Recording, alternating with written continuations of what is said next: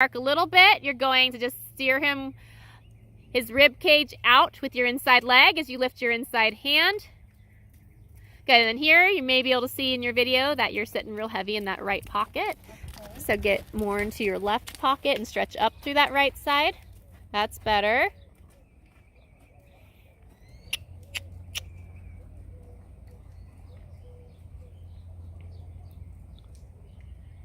Good, right here he's losing momentum. So if you need to, if he's getting sluggish on your leg, go ahead and get after him. If you need to smack him, whatever it takes to get him to go forward. You don't want to nag him.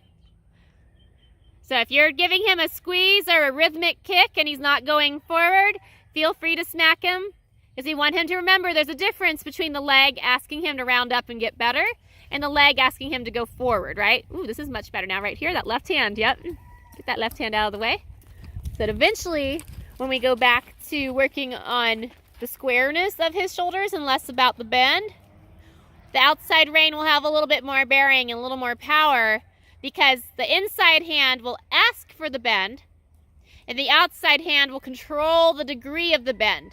But right now, there you go, since we haven't had much inside bend to worry about, the outside hand doesn't need to control the degree of it because there has been no inside bend, right? So we're going to let that outside rein just kind of float along there.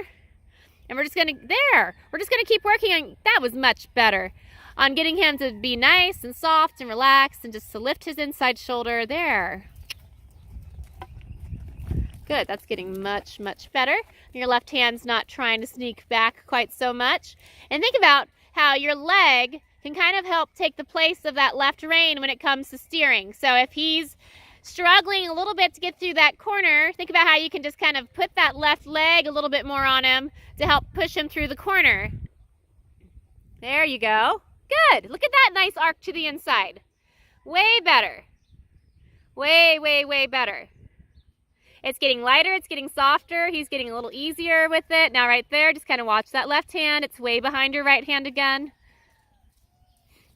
And like I said, usually we don't want to let our left hand go way forward, but in this case, we're just training it to get back kind of where it belongs.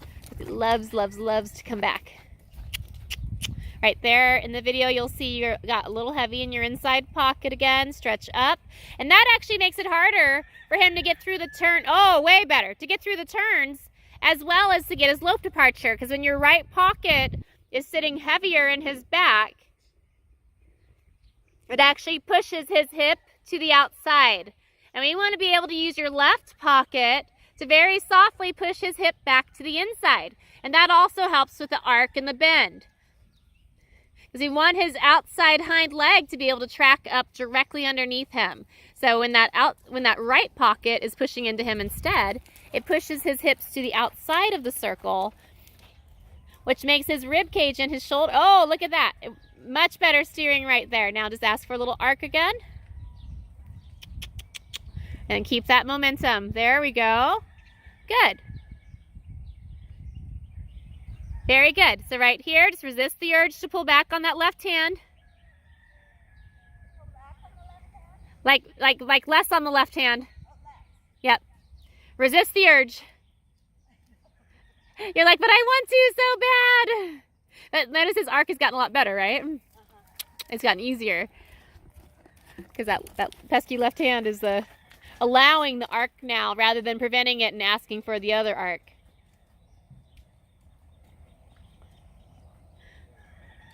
There you go. So 9 times out of 10, I think you'll notice if you're riding him around, he starts to counter arc. If you look down, you'll see your left hand getting behind your right hand. There you go. Much better. And like I said, at first we're going to have to exaggerate it a little bit because we have to kind of retrain that muscle memory. It's been wanting to do this for a while. We've been talking about it for a long time. It's been getting better. But now that we're going into the curb, it's becoming even more obvious, right? Good boy. Good. There's some bend through that corner. Nice. That is way better. Good. All right, let's go ahead and change direction again. So look through your turn. Think about how your nose, your sternum, and your hip all work together to turn him. And that leg helps push his body through. And then you'll see when you go this direction, your left hand is going to want to still be overbearing because you're going to want to over arc him. And it's a very subtle thing. Like, we don't need an overly bendy horse either, right? That's better. He's like, can I run over you?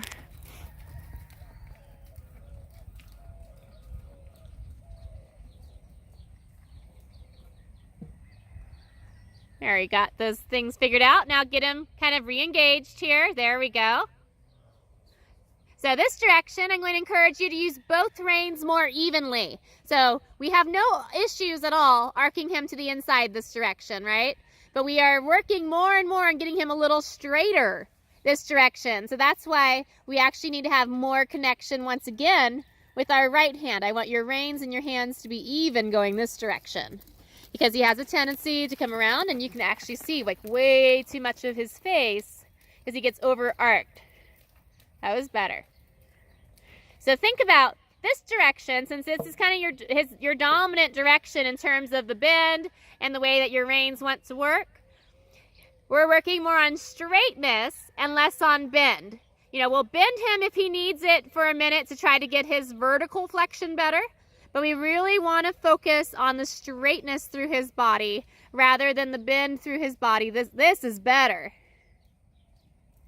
Because if you overbend the horse, it becomes very difficult for them to be good too. The same thing this direction. You're going to think about trying to kind of match your left and your right hands up a little bit more so that he's getting a little bit more even pull through both the left and the right rein to keep him a little straighter through his body.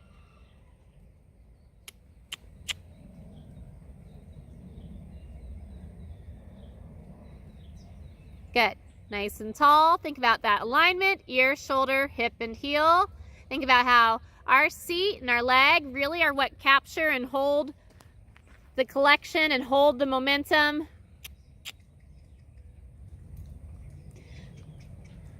Good. And then your left rein got a little shorter than your outside rein again. So just give it either shorten your outside rein or lengthen your inside rein. It doesn't matter. There we go. There, that's better. Like I said, it's just kind of funny because every time you shorten the one, then you go shorten the other even more. So just really be aware of it. We all have weird little habits like that. Good. Now, of course, here he's popping up out of contact. So we're going to immediately put him back in contact and say that's not acceptable. And in the video here, you'll see that that left hand moved quite a bit compared to the right hand, which is okay in that case because you were asking him to focus back on you. But as soon as you get that inside arc and that softness, you want to go back to more connection with the right rein because we're trying to get him vertical rather than lateral now, right? There you go. Now get him more, focus more on the straightness again and the vertical. There, right there. Yes, that was so much better. Good. So much better. Yes. Now here, exactly. Take that away from him. Say, your expectation, my friend, is to stay engaged. You know what's going on. You've been here. There you go. Much better. Much better. And it's okay if he's like I'd rather see this slightly more animated jog right now than what he was doing before. Now here, just watch that he doesn't overbend. Give him a little straighter through the neck. There, yes. And notice when he gets a little straighter through the neck, he actually comes down in the vertical a lot more easily this way. I know, he wants to be a punk over here. I don't know why.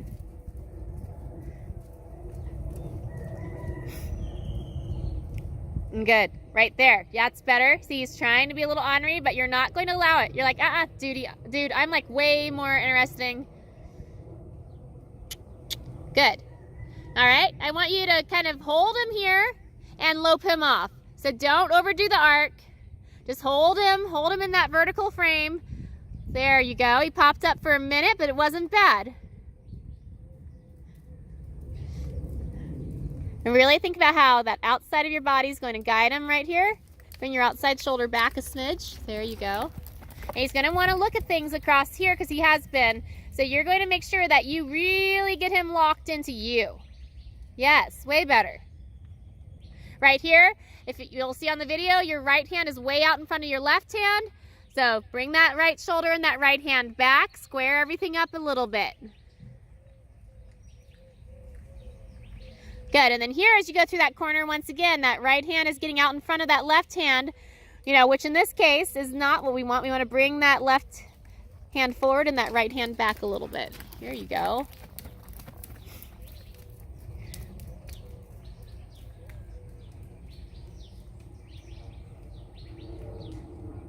Good.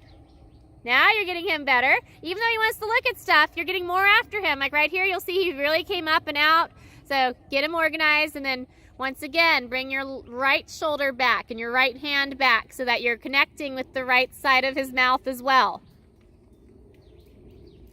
Good. Right here, once again, soften that inside rein just a smidge. Here you go. Because this direction, once, you know, like I said, if we get too into that inside rein this way, he already wants to bend too much. You'll actually end up shutting down his shoulder. There, that's way better. Good. Down to the jog from a nice position. So right here, he's really good. So hold him into a jog. Hold him, hold him, hold him. Don't release until he comes down. There, now release. There. Good. He's like, oh boy. Very good. And then when he feels pretty good, we're going to take him back up to the lope again.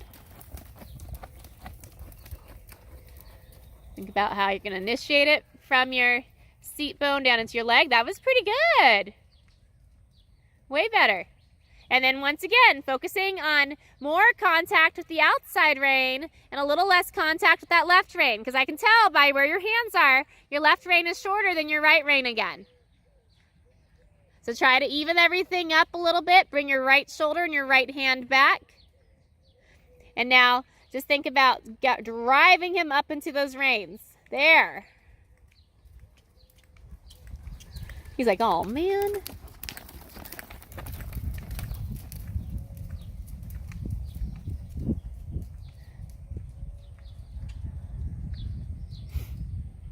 Much better. Right there, he popped up again. So little leg, little lift on the reins.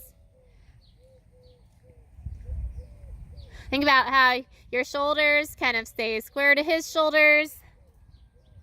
And in this case, you know, do not let your right hand go forward. I know it's weird because on the other direction, we're trying to encourage your left hand to go forward. This direction, do not let your right hand go forward.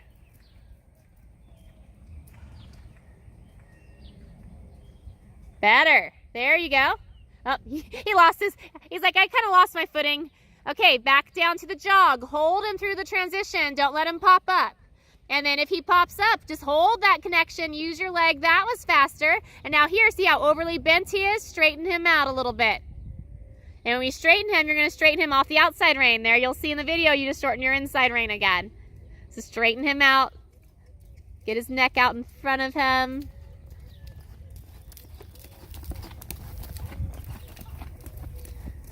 Good. Very good. And then when you're ready, we're going to do one more canter transition. You know, don't overdo the inside rein. He's already there. Just hold him up into that transition. So take your contact, hold him, and then add leg and hold him until he's round and rolls up into the canter. There you go. Hold him right there. There you go. Hold, hold. Way better.